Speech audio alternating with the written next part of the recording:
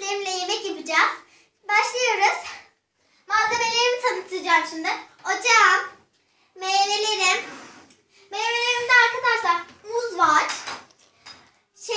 Elma var. Mısır var. Karpuz var. Kavun var.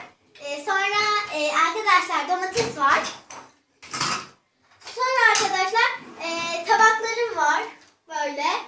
Pembe var, sarı var, su yeşili var, mor var, sarı var, pembe var. Bir tane de çiçek tabağım var. Burada büyük tabaklarım var arkadaşlar. Sarı, yeşil, sarı.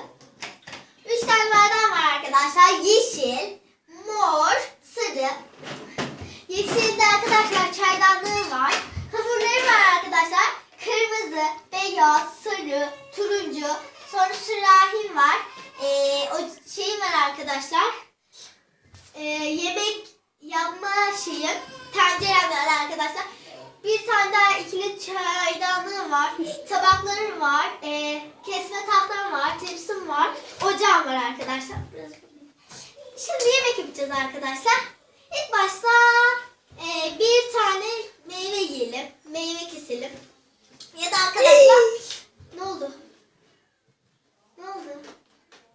Ya ne yaptın İsmail? Allah kahretsin ya.